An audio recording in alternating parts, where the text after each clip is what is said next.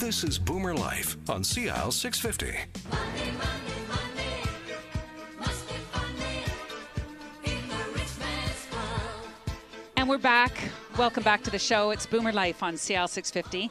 And I'm Joanne Sutton, joined in the studio today with Jim Doyle, Senior Financial Consultant with Investors Group. And we're talking about your financial future. But before the break, we were actually talking about some of the challenges that are unique to women and widows and the challenges that they face when addressing their financial needs. So let's just finish up that conversation first before we give away a few tips on how you can actually help your kids buy their first home. Great. You know, my core business is financial planning. But to do it well, you need a good understanding of what's going on in people's lives, and awareness of areas that may represent risk or areas that may need attention from other professionals, like your accountant or your lawyer. It's not just about the investments. It's not just about the insurance. It's about the elements that make up a person's daily life that could impact them in ways they're not even aware of. So with the continued increase in divorce, the new reality is that we're seeing a lot more blended families, and this creates significant financial planning issues. It's not uncommon to hear from families how some days they blend nicely and other days they're a constant struggle, because we know not everybody plays nice in the sandbox. So what tips would you have for our listeners about blending families and blending finances? Well, I think you hit the nail on the head. The most challenging part of being part of a blended family is still the family dynamics. Do you handle finances together or separately? You might have an ex-spouse who's worried that his or her money isn't being spent on your kids, but rather on your partner's kids. One thing that certainly helps is that if you can figure out your finances beforehand. Well, this is true, and it can definitely get messy, or at the very least create a little bit of stress. And I know in my situation, I married into a blended family, and still to this day we never blended finances. So I'm sure this is something you see all the time. In my experience, there's no right way or wrong way. There's no one way of doing things. The key is to find out what works best for you and your family. What can be important is to be transparent. No secrets. Openly share your income and expenses, including debts, obligations, or child support payments. Some of the important tips that I'm hearing you say are be transparent, don't hold any secrets, and that you have to share. And you also mentioned kids. So what do you say to parents who are actually blending their families? I think a critical question to start with, and it's a tough one, is are you labeling the kids as the kids, or your kids, or your kids and my kids? Wow. Do you think some of our listeners might feel that this could sound a little bit harsh? I think that could be understandable for some couples, but it's key to answer because people usually feeling strongly one way or the other. If they both consider each other's kids as one big happy family, combining finances is much easier. Another reason for seeing how you might answer this question is, how is it likely to play out when you do your estate planning? Who gets what? So it sounds like what you're suggesting is, now that you've fallen in love and you're starting this brand new life and you're blending this family, you also need to think about the other end of the life spectrum. You also need to think about dying and what happens when you do die. Yeah, Joanna, I hear you on that one. Estate planning for blended families can be a minefield, and more likely than not will be a big problem if not adequately addressed. I'm not suggesting that you move in and start merging your finances, that you can do everything at once. In fact, I'd probably suggest do it slowly. There's often a lot of give and take on these things. Even something as simple as figuring out who's contributing what amount and for what things may take a little while to sort out. And I think it's a great idea to check in with each other to see what's working. So I hear you saying a lot of day-to-day things, but are there any other issues that blended families might want to consider? A concern that comes up all the time is having a financial plan. Young couples have a lifetime to get their financial planning in order, but for blended families, they may be a little further along. They may have already started a family, and there may be lots of questions and possibilities that haven't been broached yet. In essence, they're likely to be starting over. For many of them, retirement planning with a new partner requires more urgency, especially if retirement is not too far away. starting with good communication, and lots of it, seems to be the key to building a proper foundation for most money matters in this situation. You know, if you're lucky enough to be one of those people who started out saving as soon as you got out of school, had a stable job throughout your career, and lived below your means all your life, you're more likely to have amassed enough money to live comfortably the rest of your life. However, for many people, change creates uncertainty and can leave you feeling nervous or wondering whether you're going to outlive your assets. Getting a clear financial picture from both is essential to good planning. So whether it's blended families, couples, or singles, where are most people generally spending their money in retirement? Even in retirement, housing remains the largest spending category. People tell us they want to age in place, to continue living in their homes indefinitely.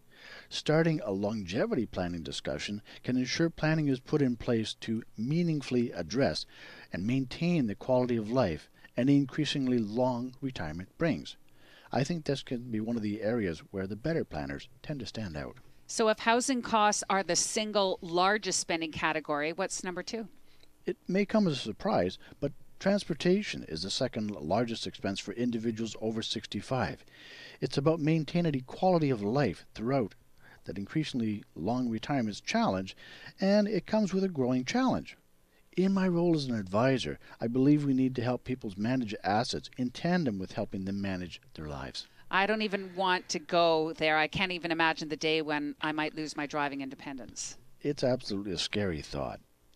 You know, several years ago I had a wonderful client. If you had met her, you would say that she's just wonderful.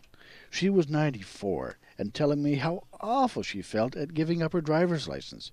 Truth was, she didn't feel bad for herself, but rather that she was letting her friends down who counted on her to drive them around. Oh, that's a cute story. It's really about preserving and respecting your independence, whether you're someone with some experience behind you or you're a young person just starting out financially. People I meet with sometimes feel overwhelmed by anxiety and concerns around financial planning. When you're facing issues around paying for your parents' care or nursing home costs or deciding how you can help the kids buy their first home, these are big picture planning concerns, and often they need immediate attention. The numbers of parents admitting to financially helping out aging parents or their adult children is actually pretty high, and I think that's where the term the sandwich generation comes from. That they're being squeezed in from both ends of the spectrum. One half of the financial sandwich generation issue is the financial impact parents face when they choose to help the kids out financially.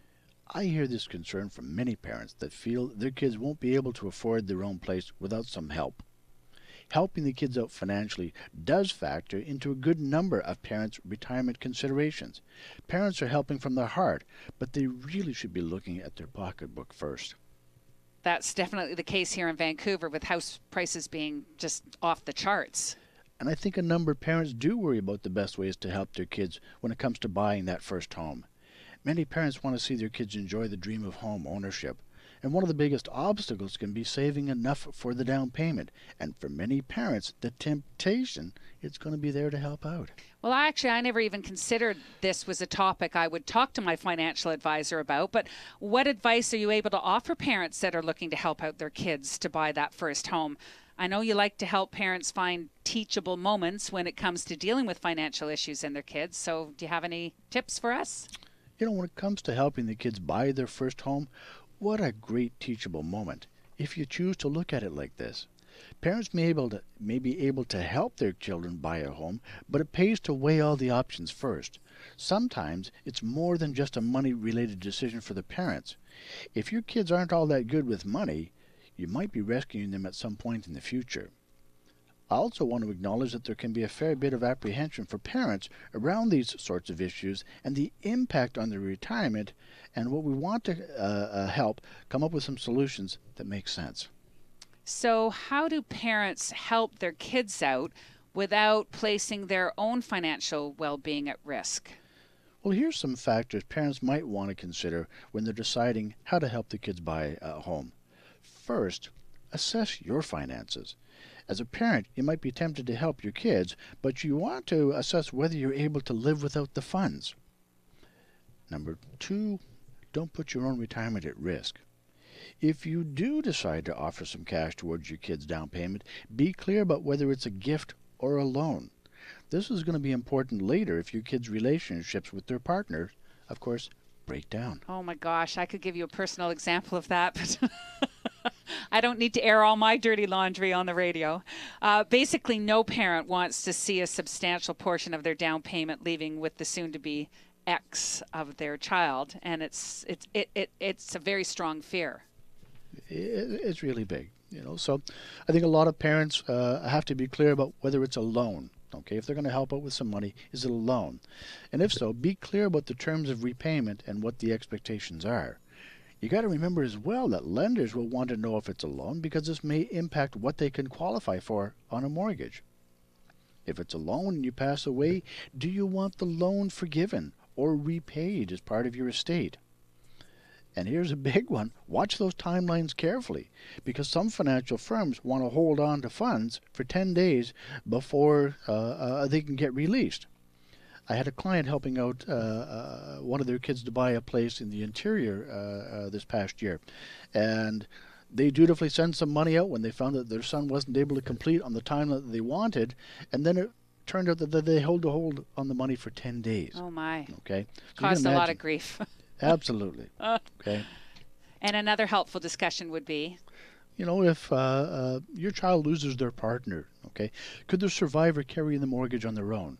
Maybe mortgage insurance or personal insurance coverage perhaps should be looked at. Oh, all good points.